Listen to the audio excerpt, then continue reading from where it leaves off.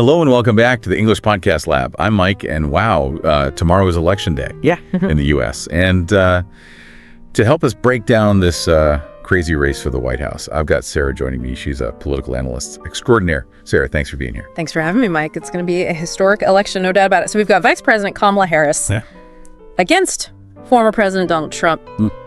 And the stakes, let me tell you, they couldn't be higher. Couldn't be higher. You got that right. And you know what makes this election even more interesting is the historical context. We've never had a former president try to get back in office after a felony conviction. Right. And then we've got the fact that we're even in this position because Biden stepped down. Right. And then there were those assassination attempts on Trump. It's just this sense of uncertainty and volatility that we haven't really seen before. So Sarah, what stands out to you most as we look at this unprecedented election? Yeah, I know. It really is remarkable, isn't it? You're right. The context here is really important. I think what's particularly fascinating is that both Harris and Trump could make history, but in very different ways. Right. Yeah. We've got Harris on one hand, and she could break a ton of barriers if she wins. The first woman president, the first black woman president, the first person of South Asian descent to hold the highest office. It's a powerful symbol of change. And she's really been using that, hasn't she? Absolutely. Her campaign has been all about generational change, and she's focusing on things like abortion rights. And she's framing this election as really a battle for the soul of American democracy.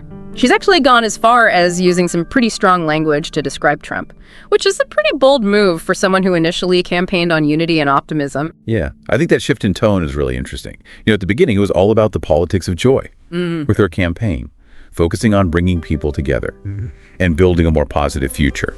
But as we've gotten closer, she's definitely been a little more aggressive. So I wonder, was that the plan all along?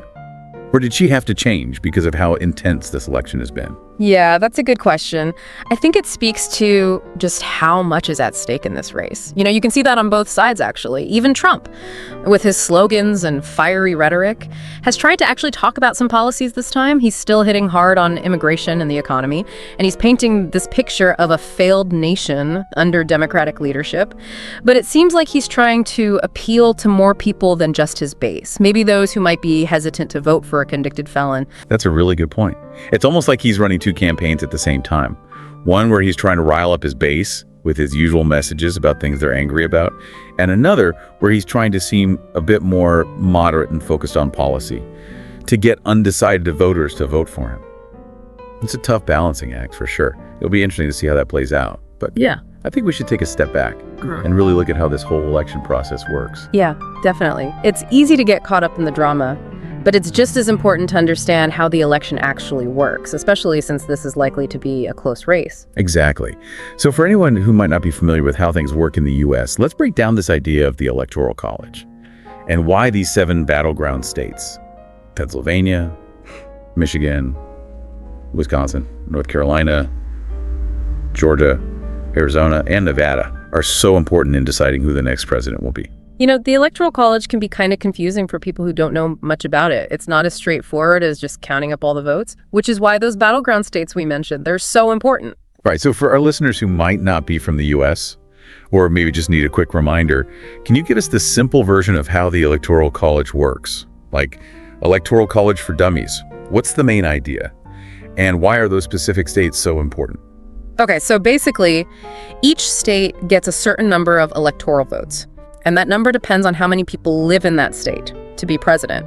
A candidate has to get at least 270 of those electoral votes out of a total of 538. Okay, so it's not just about who gets the most votes from people across the whole country. It's about winning in the right states. Exactly. And that's where those battleground states are so important. The race is usually super close in those states, so either candidate could win.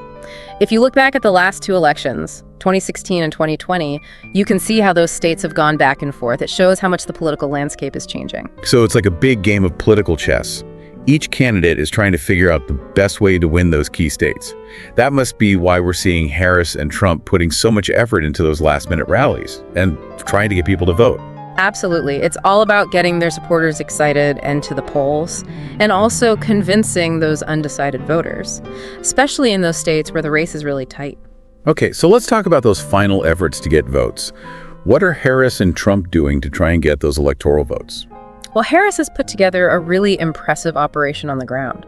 With thousands of volunteers working really hard to get people to vote, it's all about knocking on doors, making phone calls, and really talking to voters directly. So it's about making those personal connections with voters. Exactly. And they've been focusing a lot on early voting and trying to reach those undecided voters. Interesting. So it's about getting those votes in early. Yeah. And then you have Trump. He's relying more on that populist appeal he's known for. You know, those big rallies, the speeches where he gets everyone fired up. He's trying to connect with those people who feel frustrated and let down by the system. Right. He's trying to build a group of supporters that goes beyond the typical Republican voters and bring in people who feel like the system isn't working for them. And speaking of groups of supporters, we can't forget about demographics. How do you think those factors will play a role in this election?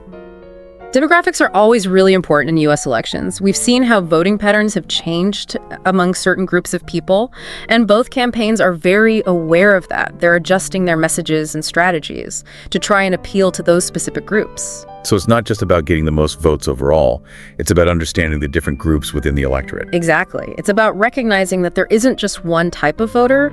People have different perspectives, different priorities, and different experiences, and all of that influences how they vote.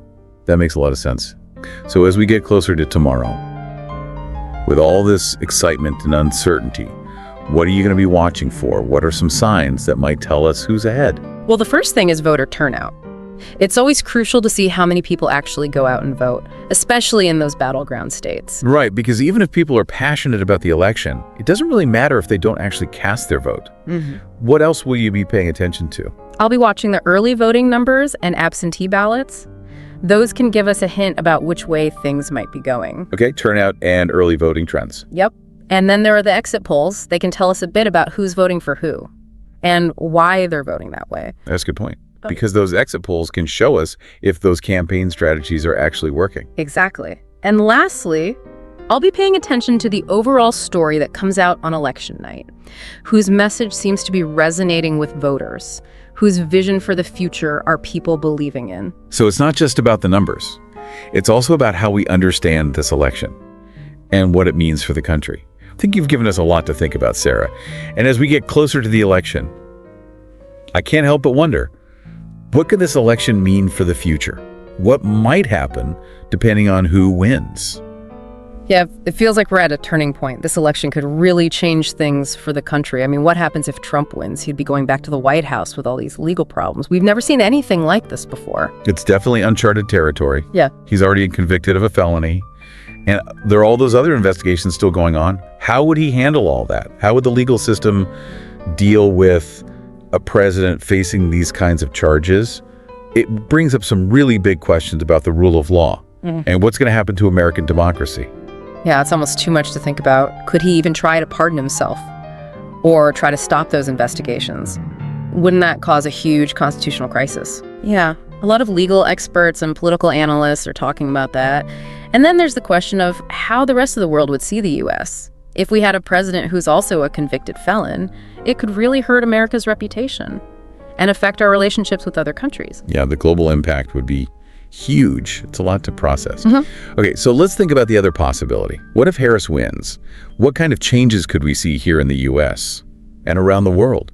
A Harris victory would be a really big deal. It would send a strong message about inclusivity and how leadership is changing in America.